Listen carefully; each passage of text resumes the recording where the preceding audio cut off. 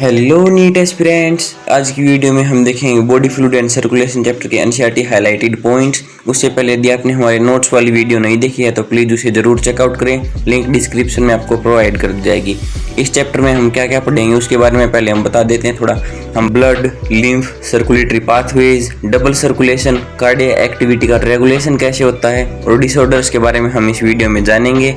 इसकी PDF link आपको description में मिल जाएगी। इससे पहले हम बात करें कि स्पंज एंड सीलेंट्रेट्स जो हैं वो अपनी बॉडी से वेस्ट प्रोडक्ट को बाहर कैसे निकालते हैं।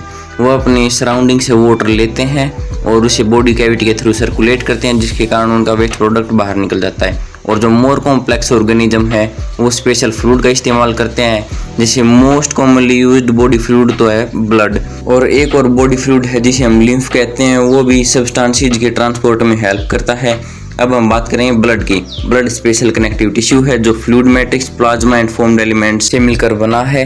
अब हम डिटेल डिस्कस करेंगे प्लाज्मा का, जो कि ब्लड का 55% हिस्सा है और ये स्ट्रो कलर्ड विस्कस फ्लूइड है। अब इसकी कॉन्स्टिट्यूशन यदि हम देखें तो 90 to 92% इसमें वाटर है और 6 to 8% इसमें प्रोटीन्स हैं। अब इसे अच्छे से याद रखना कि ब्लड का तो 55% हो गया प्लाज्मा, 45% हो गया फोम्ड एलिमेंट्स, और जो प्लाज्मा है वो किससे बना है, वो 90 to 92% वाटर, 6 to 8% प्रोटीन। अब हम प्रोटीन का भी डिटेल डिस्कशन करेंगे, जो कि फिब्रिनोजन, ग्लोबुलिन, एल्ब्यूमिन है। फिब्रिनोजन का क्या काम होता है? फिब्रिनोजन का काम होता है क्लोटिंग, ग्लोबुलिन का काम होता है डिफेंस मैकेनिज्म, एल्ब्यूमिन का काम होता है ऑस्मोटिक बैलेंस। अब हम देखें कि सीरम किसे कहते हैं। यदि हम प्लाज्मा में से क्लोटिंग फैक्टर्स को हटा दें तो हमारे पास जो भी कॉन्स्टिट्यूएंट बचता है वो सीरम होता है। और ये भी क्वेश्चन बन सकता है कि ऐसी कौन सी चीज़ है जो क्लोट नहीं करती, तो सीरम क्लोट नहीं करता क्योंकि इसमें क्लोटिंग फैक्टर्स ही नहीं है। अब हम ब्लड के सेकंड मेजर कंपोनेंट की बात करें, जो कि फोम्ड एलिमेंट्स। ये 45% योगदान देता है ब्लड के फॉर्मेशन में। ब्लड के 2 main components, plasma, formed elements. Plasma 55%, formed elements 45%। अब बात आती है कि फोम्ड एलिमेंट्स कहते किसे हैं। आरबीसी, डब्ल्यूबीसी प्लेटलेट्स को इकट्ठा हम जब बोलते हैं तब इन्हें फोम्ड एलिमेंट्स बोल देते हैं। इन तीनों का डिटेल्ड डिस्कशन इस वीडियो में किया जाएगा, जिनमें सबसे पहले हम बात करेंगे आरबीसी की, जिसका दूसरा नाम होता है इरिथ्रोसाइट। पर mm³ ब्लड में आरबीसी काउंट होता है 5 मिलियन से 5.5 मिलियन। अडल्ट्स में रेड बोन मैरो में बनती है और एम्ब्रियोनिक स्टेज में योक सैक में बनती है। मोस्ट ऑफ मैमल्स की आरबीसी में न्यूक्लियस एब्सेंट होता है। आप इसे याद रखें, एग्जामिनर यहाँ पर क्वेश्चन को घुमा सकता है, तो याद रखें कि मोस्ट ऑफ मैमल्स है। अच्छा, तो अब ये बताओ कि आरबीसी का रेड कलर क्यों है? क्योंकि उसमें red coloured iron containing complex protein है, जिसे हम हीमोग्लोबिन कहते हैं। तो जब हम खून चेक करवाने जाते हैं तब कहते हैं कि इतना ग्राम खून है, तो वो हीमोग्लोबिन को चेक कर बताते हैं कि आप में इतना ग्राम खून है और कितनी अमाउंट होनी चाहिए, 12 से 16 ग्राम। हम बात करें कि आरबीसी का लाइफ स्पेन कितना है, वो 120 दिन। बाद में आरबीसी स्प्लीन में जाकर मर जाएगी, इसलिए स्प्लीन को ग्रेवयार्ड ऑफ आरबीसी भी कहा जाता है और इस पर PYQ भी बना है, तो आप याद रखें। इसके बाद बारी आती है फोम्ड एलिमेंट के सेकंड कंपोनेंट यानी कि WBC की, जिसका दूसरा नाम है ल्यूकोसाइट। पर mm³ ब्लड में यदि हम WBC काउंट की बात करें तो वो एवरेज 6000 से 8000 रहता है। और लाइफ स्पेन की बात करें WBC की तो वो शॉर्ट लिव्ड होती हैं। WBC के 2 टाइप्स हैं, ग्रेनुलोसाइट एंड एग्रेनुलोसाइट। ग्रेनुलोसाइट के फर्दर 3 पार्ट्स हैं, neutrophil, eosinophil and basophil. And agranulocyte के फर्दर 2 पार्ट्स हैं, लिम्फोसाइट एंड मोनोसाइट। अब हम इनके ऑर्डर ऑफ अबंडेंस की बात करें, मतलब कौन सबसे ज़्यादा है कौन सबसे कम है, तो उसका ऑर्डर है neutrophil, lymphocyte, monocyte, eosinophil, basophil. और इसे याद रखने की ट्रिक हो गई नेवर लेट मंकी ईट बनाना। और आप इसे याद रखें, इस पर PYQ भी बन चुका है, इसलिए हमने आपको ये यहाँ पर करवा दिया, और ट्रिक जरूर से याद रखें। हम इन सभी को एक एक कर डिस्कस करेंगे। पहले बात करते हैं न्यूट्रोफिल की। न्यूट्रोफिल मोस्ट अबंडेंट सेल हैं। टोटल WBC में जितने सेल हैं उनमें से 60 to 65% केवल न्यूट्रोफिल के हैं। बात करते हैं बेसोफिल की। इसकी सेल बिल्कुल कम है, सबसे कम सेल बेसोफिल के हैं, 0.5 से 1%। और न्यूट्रोफिल एंड मोनोसाइट हैं वो दोनों फैगोसाइटिक सेल्स हैं, और मोनोसाइट की 6 to 8% सेल्स हैं। बेसोफिल और क्या काम करता है? बेसोफिल सीक्रेट करता है हिस्टामिन, सेरोटोनिन, हिपेरिन, और बेसोफिल इन्फ्लेमेटरी रिएक्शंस में भी इन्वॉल्व होता है। बात करें इओसिनोफिल की, टोटल WBC की 2 to 3% सेल्स इओसिनोफिल की होती हैं। ये क्या काम करता है? ये इन्फेक्शंस को रजिस्ट करता है और एलर्जिक रिएक्शंस में भी इन्वॉल्व होता है। ये एनसीईआरटी का डायग्राम है, आप इसे ज़रूर देख लेना। अब हम बात करेंगे लिम्फोसाइट की। टोटल WBC में जितनी सेल्स होती हैं उनमें से 20 to 25% सेल्स लिम्फोसाइट के होते हैं। लिम्फोसाइट के 2 टाइप्स हैं, B and T। ये दोनों इम्यून रिस्पॉन्स के लिए रिस्पॉन्सिबल हैं। अब हम फॉर्म्ड एलिमेंट के नेक्स्ट कंपोनेंट की बात करते हैं, जो कि प्लेटलेट्स, जिसका दूसरा नाम है थ्रोम्बोसाइट। ये क्या है? ये सेल फ्रेगमेंट्स हैं। ये मेगाकारियोसाइट द्वारा प्रोड्यूस किए जाते हैं। मेगाकारियोसाइट क्या है? ये बोन मैरो की स्पेशल सेल्स हैं। और यदि हम इनकी काउंट की बात करें तो पर mm³ ब्लड में इनकी काउंट है 1.5 लाख से 3.5 लाख। नेक्स्ट टॉपिक है हमारा ब्लड ग्रुप्स। ये 2 टाइप से बनाए जाते हैं, ABO ब्लड ग्रुपिंग के थ्रू एंड RH ग्रुपिंग के थ्रू। ABO ब्लड ग्रुपिंग कैसे की जाती है? यदि हमारी RBC के सरफेस के ऊपर A एंटीजन और B एंटीजन प्रेजेंट है, एब्सेंट है, उस बेसिस पे ABO ब्लड ग्रुपिंग की जाती है। अब हम देखें कि एंटीजन किसे कहते हैं। एंटीजन वो केमिकल्स हैं जिनके कारण इम्यून रिस्पॉन्स इंड्यूस होता है। एंटीबॉडीज की बात करें तो वो प्रोटीन्स हैं जो एंटीजन के रिस्पॉन्स में जनरेट होते हैं। ब्लड ट्रांसफ्यूजन की बात करें तो पहले डोनर और रेसिपिएंट दोनों का ब्लड अच्छे से मैच किया जाता है। क्यों किया जाता है? यदि हमने बिना मैच के दोनों का ब्लड ट्रांसफ्यूज कर दिया तो क्लम्पिंग होने की संभावना है। क्लम्पिंग क्या है? डिस्ट्रक्शन ऑफ RBC डिस्ट्रॉय हो जाएंगी। ऐसा ही होता है। या फिर तुम्हारे यहाँ पर अभी भी पुरानी फिल्मों की तरह किसी को लेटा दिया और सीधा ब्लड ट्रांसफ्यूज हो रहा है बिना मैच किए। ये एनसीईआरटी की टेबल है, आप इसे अच्छे से नोट कर लें, देख लें, समझ लें। ये टेबल कुछ ऐसे है। यदि आपकी RBC के ऊपर एंटीजन A है तो आपका ब्लड ग्रुप A होगा और आपकी बॉडी में एंटीबॉडी B होगी। और यदि एंटीजन B है तो ब्लड ग्रुप B होगा। और यदि दोनों एंटीजन हैं तो ब्लड ग्रुप AB। और यदि इनमें से कोई भी एंटीजन नहीं है तो आपका ब्लड ग्रुप O होगा। और आप उस व्यक्ति से ब्लड नहीं ले सकते जिसके आपके पास एंटीबॉडी हैं। अब जैसे कि हम बात करें ब्लड ग्रुप AB की, तो उसके पास कोई भी एंटीबॉडी नहीं है, इसलिए वो यूनिवर्सल रिसिपिएंट है। बात करें ब्लड ग्रुप O की, तो उसके पास कोई भी एंटीजन नहीं है, इसलिए वो यूनिवर्सल डोनर है। नेक्स्ट ब्लड ग्रुपिंग कैसे करते हैं? RH ग्रुपिंग के थ्रू। RH एक एंटीजन है जो कि रिसस मंकी के सिमिलर है, इसलिए इसे हम RH कहते हैं। और ये मेजोरिटी लगभग 80% ह्यूमंस की RBC पर प्रेजेंट है। यदि RH एंटीजन प्रेजेंट है तो उसे RH पॉजिटिव कहेंगे, RH एंटीजन एब्सेंट है तो उसे RH नेगेटिव कहेंगे। और RH इनकम्पेटेबिलिटी यानी कि मिसमैचिंग का एक केस आता है। इसमें होता यह है कि फादर का ब्लड होता है RH पॉजिटिव एंड मदर का ब्लड होता है RH नेगेटिव। तो उन दोनों का जो फीटस होगा उसका ब्लड भी होगा RH पॉजिटिव जैसा फादर का है। और जब प्रेगनेंसी उस टाइम पर उन दोनों का ब्लड वेल सेपरेटेड है बिकॉज ऑफ प्लेसेंटा। लेकिन जब डिलीवरी होगी उस टाइम पर फीटस एंड मदर का ब्लड कुछ मिक्सअप हो जाएगा, जिसके कारण मदर का जो ब्लड है वो RH एंटीजन के खिलाफ एंटीबॉडीज बनाएगा। और यदि उस मदर को सब्सिक्वेंट प्रेगनेंसीज होती हैं एंड फीटस RH पॉजिटिव होता है तो एंटीबॉडी जो वो प्लेसेंटा को क्रॉस कर सकती हैं तो फीटस को हार्मफुल रहेंगी, वो फीटस को डिस्ट्रॉय कर सकती हैं। फिर फीटस में जो बेबी प्रोड्यूस होगा उसमें एनीमिया या जॉन्डिस होने की संभावना है। इसी स्थिति को इरिथ्रोब्लास्टोसिस फिटालिस कहते हैं। अब इसका उपाय क्या है? इसका उपाय है फर्स्ट डिलीवरी के तुरंत बाद anti-RH एंटीबॉडीज मदर को प्रोवाइड कर दी जाएं। नेक्स्ट टॉपिक है हमारा कि ब्लड कोगुलेट कैसे करेगा। पहले हम देखें कि जो क्लोट है वो डार्क रेडिश ब्राउन कलर का होता है और ये मेनली फिब्रिन्स का बना होता है। फिब्रिन्स क्या है? थ्रेड्स हैं, बहुत सारे फिब्रिन्स इकट्ठा हो जाएंगे और उनमें जो डेड एंड डैमेज्ड एलिमेंट हैं वो ट्रैप हो जाएंगे। अब हम देखें कि फिब्रिन आया कहाँ से। फिब्रिन आया फिब्रिनोजन से। फिब्रिनोजन के ऊपर थ्रोम्बिन काम करेगा और हमें फिब्रिन मिल जाएगा। और देखें थ्रोम्बिन कहाँ से आया। थ्रोम्बिन आया है प्रोथ्रोम्बिन से। प्रोथ्रोम्बिन के ऊपर थ्रोम्बोकाइनेज काम करेगा जो कि एक एंजाइम कॉम्प्लेक्स है और हमें थ्रोम्बिन मिल जाएगा क्योंकि ये एक लिंक्ड एंजाइमिक रिएक्शन है, इसलिए इसे हम कैस्केड प्रोसेस भी कह देते हैं। और क्लोटिंग में कैल्शियम आयन का बहुत इंपॉर्टेंट रोल होता है। यदि कैल्शियम आयन नहीं होगा तो क्लोटिंग भी नहीं होगा। हमारा नेक्स्ट टॉपिक है लिम्फ, जिसका दूसरा नाम टिश्यू फ्लूइड या फिर इंटरस्टिशियल फ्लूइड भी हम इसे कह देते हैं। टिश्यू के पास जो कैपिलरीज होती हैं उन कैपिलरीज से कुछ पानी और पानी में घुलने वाले सब्सटेंस बाहर आ जाते हैं टिश्यू में और ब्लड वेसल में रह जाता है कुछ लार्जर प्रोटीन्स एंड बहुत सारे फॉर्म्ड एलिमेंट्स ब्लड वेसल में रह जाते हैं। तो जो ये फ्लूइड बाहर निकला है, जो टिश्यू में फ्लूइड आया है, उसे ही हम टिश्यू फ्लूइड या फिर इंटरस्टिशियल फ्लूइड या फिर हम इसे लिम्फ कह देते हैं। इसका मिनरल डिस्ट्रीब्यूशन प्लाज्मा जैसा ही है। हमेशा इसी फ्लूइड के थ्रू ब्लड एंड सेल्स के बीच में न्यूट्रिएंट्स एंड गैसेज का एक्सचेंज किया जाता है। यहाँ से जो फ्लूइड है ये लिम्फेटिक सिस्टम द्वारा कलेक्ट कर लिया जाता है और मेजर वेन्स में डाल दिया जाता है। तो जो फ्लूइड लिम्फेटिक सिस्टम में प्रेजेंट है उसे हम लिम्फ कहते हैं। लिम्फ कलरलेस होता है और इसमें स्पेशलाइज्ड लिम्फोसाइट्स होते हैं। क्योंकि इसमें लिम्फोसाइट प्रेजेंट है तो ये इम्यून रिस्पॉन्स के लिए भी रिस्पॉन्सिबल है।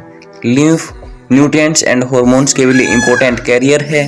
इंटेस्टिनल विली में जो लैक्टील्स प्रेजेंट है उनमें लिम्फ प्रेजेंट है, उसी के कारण फैट का अब्जॉर्प्शन होता है। नेक्स्ट टॉपिक है हमारा सर्कुलेटरी पाथवेज। इसके 2 टाइप्स हैं, open circulatory system and closed circulatory system. Open circulatory system के एग्जांपल आर्थ्रोपोड्स एंड मोलस्कस।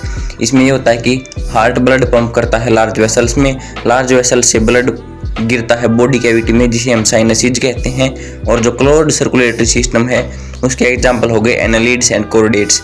इसमें ब्लड वेसल्स में सर्कुलेट करता है। यदि हम आगे बात करें फीसिस की, फीसिस में 2 चैम्बर्ड हार्ट होता है जिसमें एक एट्रियम एक वेंट्रिकल होता है।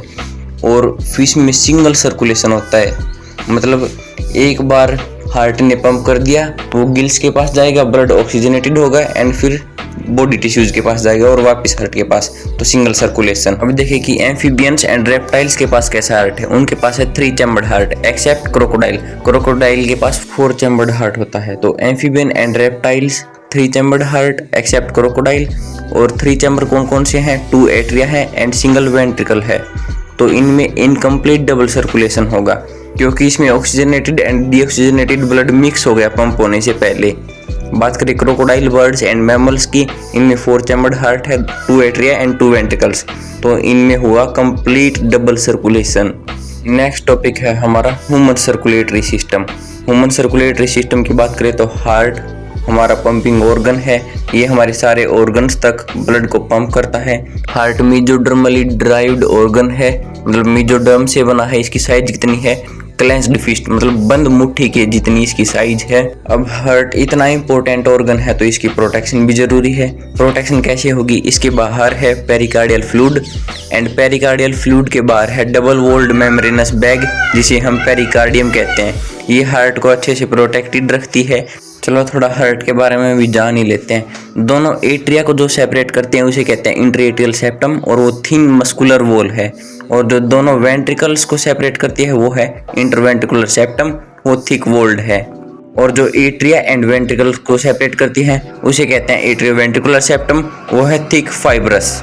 जो wall right atrium and right ventricle की ओपनिंग को गार्ड करती है उसमें 3 कस्प हैं, फिर हम कहें 3 मस्कुलर फ्लैप्स हैं, इसलिए हम उसे ट्राइकस्पिड वॉल कहते हैं। और left side atrium and ventricle के बीच में 2 कस्प हैं, इसलिए उसे बाइकस्पिड कहते हैं, फिर मिट्रल वॉल कहते हैं।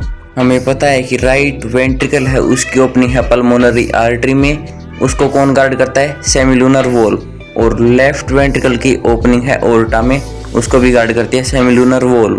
ये एनसीईआरटी से हार्ट का डायग्राम, आप इसकी लेबलिंग को अच्छे से देख ले। वैसे तो आपको पता है हार्ट में ब्लड कहाँ से आएगा, कहाँ से जाएगा, कहाँ ऑक्सीजनेटेड आएगा, कहाँ डीऑक्सीजनेटेड आएगा। आप SC node and AV node की लोकेशन देख लीजिए कौन कहाँ पर है। एंड ये जो इलेक्ट्रिकल इंपल्स जनरेट होगी, कंडक्ट होगी, ये पाथवे देख लीजिए, SC node, AV node, bundle of His Purkinje fibres. फिर हम आगे बढ़ते हैं, हम बात करेंगे कि नोडल टिश्यू क्या है। Nodal tissue specialised cardiac musculature है। इस टिश्यू के हमारे हार्ट में पैचेज फैले हुए हैं, जैसे sinoatrial node and atrioventricular node. Sinoatrial node है वो राइट एट्रियम के राइट अपर कॉर्नर पर प्रेजेंट है एंड एट्रियोवेंट्रिकुलर नोड है वो राइट एट्रियम के लोअर लेफ्ट कॉर्नर पर प्रेजेंट है जहां एट्रियोवेंट्रिकुलर सेप्टम है। अब ये इंपल्स आगे कंडक्ट होते हुए वेंट्रिकुलर मस्कुलेचर में जाएगी जहां पर माइन्यूट फाइबर्स हैं जिन्हें हम पुरकिंजे फाइबर कहते हैं। और जो हमारा नोडल मस्कुलेचर है वो ऑटो एक्साइटेबल है, मतलब खुद से इंपल्स जनरेट कर सकता है। जो साइनोएट्रियल नोड है वो मैक्सिमम 70 से 75 इंपल्स जनरेट कर सकता है। हमारे हार्ट की कॉन्ट्रैक्टाइल एक्टिविटी को ये शुरू करवाता है, उसे मेंटेन रखता है, रिदमिक कॉन्ट्रैक्टाइल एक्टिविटी बनाए रखता है, इसलिए हम इसे पेसमेकर कहते हैं। नेक्स्ट टॉपिक है हमारा कार्डियक साइकिल। कार्डियक साइकिल में हम शुरू करते हैं जॉइंट डायस्टोल से। जॉइंट डायस्टोल पर पीवाईक्यू भी बना हुआ है, आप इसे अच्छे से पढ़ें। इसमें ट्राइकस्पिड एंड बाइकस्पिड दोनों वॉल ओपन होते हैं and pulmonary vein and vena cava, इनसे ब्लड आता है एट्रियम में, और क्योंकि एट्रियम पर प्रेशर बनता है तो ट्राइकस्पिड बाइकस्पिड दोनों ओपन हो जाते हैं and 70% of blood joint diastole के दौरान ही वेंट्रिकल्स में आ जाता है। अब ऐसे नोड जो है वो इम्पल्स को जनरेट करता है, एक्शन पोटेंशियल को जनरेट करता है, जिसके कारण एट्रिया में कॉन्ट्रैक्शन होता है, दोनों एट्रिया कॉन्ट्रैक्ट करते हैं एंड जो बचा हुआ 30% ब्लड था वो भी वेंट्रिकल्स में ट्रांसफर हो जाता है। इसे हम एट्रियल सिस्टोल कहते हैं एंड जो ऐसे नोड ने एक्शन पोटेंशियल जनरेट किया था वो आगे कंडक्ट कर लिया जाएगा एवी नोड के द्वारा, फिर एवी बंडल के द्वारा, फिर आएंगे बंडल ऑफ फिश एंड बाद में वो वेंट्रिकल साइड में जाएगा बाई पुरकिंजे फाइबर्स। अब आती है आपसे एक निवेदन करने की बारी, आप हमारी वो नोट्स वाली वीडियो ज़रूर देखना, उसमें हमने अच्छे से नोट्स बनाए हैं, आपको PDF प्रोवाइड की है, आप उसे अपने दोस्तों के साथ शेयर भी करना, उसमें ट्रिक्स वगैरह भी बताई गई है और आपको वहाँ पर अच्छे से समझ में आ जाएगा। उस वीडियो की लिंक आपको डिस्क्रिप्शन में प्रोवाइड कर दी जाएगी। तो चलिए वापस टॉपिक पर आते हैं। 0.8 सेकंड में हमारी एक कार्डियक साइकिल कंप्लीट हो जाती है, तो उस हिसाब से हम देखें तो 1 मिनट में 72 टाइम्स हमारी कार्डियक साइकिल चलेगी, मतलब 72 हार्ट बीट्स होंगी, और जब हर एक कार्डियक साइकिल कंप्लीट होगी तो हर एक वेंट्रिकल हमारा 70 ml ब्लड पंप करेगा, और 70 ml ब्लड है हमारा स्ट्रोक वॉल्यूम। और यदि हम स्ट्रोक वॉल्यूम को हार्ट बीट से मल्टीप्लाई कर दें, मतलब 70 × 72, तो हमारा आता है कार्डियक आउटपुट, जो कि अप्रोक्स होता है 5000 ml, यानी कि 5 लीटर पर मिनट हमारा हार्ट 5 लीटर ब्लड पंप करता है। अब हम देखें कि हमारी फर्स्ट हार्ट साउंड आती है लब साउंड, जो कि ट्राइकस्पिड एंड बाइकस्पिड वॉल बंद होते हैं तब आती है। सेकंड हार्ट साउंड है डब साउंड, जो कि सेमिलुनर वॉल क्लोज होते हैं तब आती है। नेक्स्ट टॉपिक है इलेक्ट्रोकार्डियोग्राफ, जिसे हम ECG भी कहते हैं। इलेक्ट्रोकार्डियोग्राफ के नाम पर मत जाना, इसमें ग्राफ है लेकिन ये मशीन है, और इससे हमें जो ग्राफ मिलता है उसे हम कहते हैं electrocardiogram ECG। ECG graphical representation है हमारे हार्ट की कार्डियक साइकिल, उसकी इलेक्ट्रिकल एक्टिविटी की। ECG ऑब्टेन करने के लिए 3 इलेक्ट्रिकल लीड्स कनेक्ट की जाती हैं, 2 कनेक्ट की जाती हैं रिस्ट पर एंड 1 कनेक्ट की जाती है लेफ्ट एंकल पर। और यदि हमें हार्ट फंक्शन की डिटेल इवेल्युएशन देखनी है तो हम चेस्ट पर मल्टीपल लीड्स अटैच कर देंगे। और ये है इस चैप्टर का एक इम्पोर्टेंट पार्ट। PVV क्या डिनोट करती है? एक्साइटेशन और डीपोलराइजेशन ऑफ एट्रिया। इन पर PYQ भी बने हैं, आप इन्हें अच्छे से याद रख लें। नेक्स्ट है QRS कॉम्प्लेक्स, ये वेंट्रिकल्स के डीपोलराइजेशन मतलब कॉन्ट्रैक्शन को दर्शाता है, इसमें वेंट्रिकल्स का कॉन्ट्रैक्शन होगा। इस ग्राफ में जो Q दर्शाया गया है वहाँ से कॉन्ट्रैक्शन शुरू होगा, मतलब ये डिनोट करता है beginning of systole. Next wave है T वेव, ये दर्शाती है रीपोलराइजेशन ऑफ वेंट्रिकल्स, मतलब एक्साइटेड स्टेट में जो वेंट्रिकल्स चले गए थे वो वापस नॉर्मल स्टेट में आ रहे हैं। जैसे ही T वेव खत्म होगा मतलब सिस्टोल भी खत्म हो गया। नेक्स्ट टॉपिक है हमारा डबल सर्कुलेशन। इसमें पहले हम आर्टरी एंड वेन के बारे में कुछ जान लेते हैं। इनमें 3 लेयर्स प्रेजेंट होती हैं। सबसे अंदर प्रेजेंट होती है ट्यूनिका इंटीमा, जो कि स्क्वेमस एंडोथेलियम से बनी है। बीच में होती है ट्यूनिका मीडिया, जो बनी है smooth muscle and elastic fibre से। सबसे बाहर है ट्यूनिका एक्सटर्ना, जो बनी है फाइबरस कनेक्टिव टिश्यू से, जिसमें कोलेजन फाइबर्स भी इंक्लूडेड हैं। ट्यूनिका मीडिया वेन्स में कंपैरेटिवली थिन होती है। एनसीईआरटी में एक यूनिक वेस्कुलर कनेक्शन के बारे में बताया गया है, जो कि डाइजेस्टिव ट्रैक्ट एंड लीवर के बीच में है, जिसे हम हिपैटिक पोर्टल सिस्टम कहते हैं। हिपैटिक पोर्टल वेन है, इंटेस्टाइन से लेकर लीवर तक ब्लड कैरी करती है। नेक्स्ट है डबल सर्कुलेशन का डायग्राम, जो कि आप बचपन से पढ़ते हैं, आपको पता ही होगा, ये समझाने की ज़रूरत नहीं है। इसमें जो ब्लड लंग्स तक जा रहा है वो है पल्मोनरी सर्कुलेशन के थ्रू, एंड जो बॉडी पार्ट्स तक जा रहा है वो है सिस्टेमिक सर्कुलेशन के थ्रू। अब बस इतना याद रखें, और बाकी आपको बचपन से पढ़ाया गया है कि ब्लड कैसे कैसे कहाँ से फ्लो होगा, किधर जाएगा, कौन सी आर्टरी में जाएगा। अब हम देखेंगे कि कार्डियक एक्टिविटी को रेगुलेट कैसे किया जाता है। जैसे कि हमने पहले ही पढ़ा था कि ऑटो एक्साइटेबल है, मतलब खुद को रेगुलेट कर सकता है by nodal tissue. Nodal tissue एक स्पेशलाइज्ड मसल है।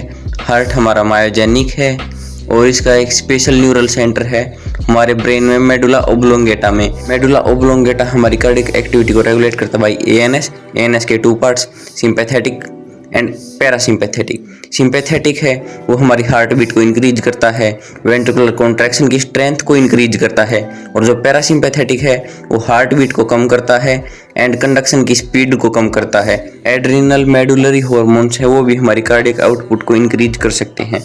नेक्स्ट टॉपिक है हमारा डिसऑर्डर्स। पहले डिसऑर्डर की बात करें वो है हाई BP, जिसे हम हाइपरटेंशन भी कहते हैं। हमारा नॉर्मल बीपी होता है 120 mmHg से 80 mmHg। 120 mmHg होता है सिस्टोल के दौरान और 80 mmHg होता है डायस्टोल के दौरान। और हाइपरटेंशन जब हमें होता है तब वो जाता है 140 mmHg से 90 mmHg। ऐसा नहीं कि एक बार चेक कर लिया 140 mmHg से 90 mmHg मिला, हम कहते हैं भाई हमारे तो हाइपरटेंशन हो गई।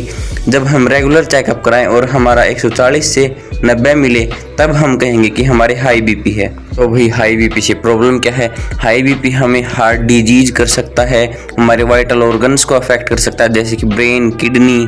नेक्स्ट डिसऑर्डर आता है हमारे पास कोरोनरी आर्टरी डिजीज, जिसे हम आर्थेरियोस्क्लेरोसिस भी कहते हैं। इसमें जो वेसल्स हमारे हार्ट तक ब्लड सप्लाई करती हैं वे अफेक्टेड होती हैं, जैसे उनमें calcium, fat, cholesterol, fibrous tissue का डिपोजिशन हो जाए, जिसके कारण जो हमारी आर्टरी का ल्यूमन है वह और ज़्यादा थिन हो जाएगा। नेक्स्ट डिसऑर्डर आता है हमारे पास एंजाइना। इसका दूसरा नाम है एंजाइना पेक्टोरिस। ये कोई डिसऑर्डर नहीं है, ये एक सिम्टम है। क्या सिम्टम है? एक्यूट चेस्ट पेन होगा इसमें जब हमारे हार्ट मसल तक इनफ ऑक्सीजन नहीं पहुंच रही होती। ये ज़्यादातर मिडिल एज या फिर जो बुजुर्ग लोग हैं उनमें पाया जाता है। एक्यूट चेस्ट पेन हमें तब होता है जब अच्छे से हमारा ब्लड फ्लो ना कर रहा हो। नेक्स्ट डिसऑर्डर आता है हमारे पास हार्ट फेल्योर। इसको हम कई बार कंजस्टिव हार्ट फेल्योर भी कह देते हैं, क्योंकि इसमें मेन जो सिम्टम है वो होता है कंजेशन ऑफ लंग्स। जैसा कि इसके नाम में ये हार्ट फेल्योर मतलब हार्ट अपना काम करने में फेल हो गया। और हार्ट का काम क्या होता है? ब्लड को पंप करना। तो ये उसमें फेल हो गया, अच्छे से ब्लड को पंप नहीं कर पाता। इस जैसा ही और नाम है कार्डियक अरेस्ट। इसमें हार्ट बीट करना ही बंद कर देता है। अरेस्ट हो गया तो बीट कैसे करेगा? और एक और आता है जिसे हम कहते हैं हार्ट अटैक। अब अटैक हुआ तो हार्ट की मसल डैमेज हो जाएगी। इसमें क्यों होगी डैमेज? इनएडिक्वेट ब्लड सप्लाई, मतलब अच्छे से जब हार्ट तक ब्लड सप्लाई नहीं होता तब हार्ट की मसल डैमेज हो जाती है, उसे हम कहते हैं हार्ट अटैक। अब हम पहुंच गए चैप्टर के एंड में, समरी पार्ट। समरी पार्ट वैसे तो हमने पहले ही जो इसमें बता रखा है वो हमने डिस्कस कर लिया, लेकिन फिर भी आप वीडियो को पॉज कर इन्हें पढ़ लें। और हाँ, नोट्स वाली वीडियो देखना ना भूलें, लिंक डिस्क्रिप्शन में आपको प्रोवाइड कर दी जाएगी, उसे जाकर जरूर से देखें और अपने दोस्तों के साथ भी शेयर करें। वीडियो में एंड तक बने रहने के लिए आपका बहुत बहुत धन्यवाद। आपको वीडियो कैसी लगी कमेंट कर जरूर बताना। जल्द ही मिलेंगे नेक्स्ट वीडियो में। अच्छा सोचो, अच्छा देखो, अच्छा बोलो। राधे राधे।